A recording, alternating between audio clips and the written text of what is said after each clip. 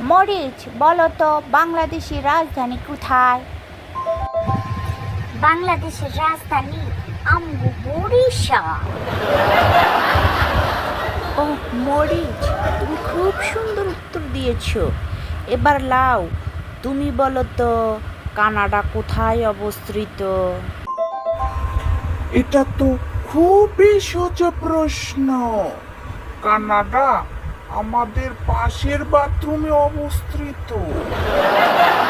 তোমারটাও খুবই সুন্দর হয়েছে।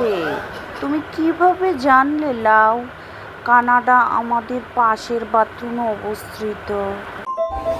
কারণ আমি নিজেই আসার সময় কানাডারে বাথরুমে বন্দি করে আসছি। খুব সুন্দর হয়েছে। এখন থেকে তোমরা মাস্টার আর আমি ছাড়। চলো বাড়ি যাই।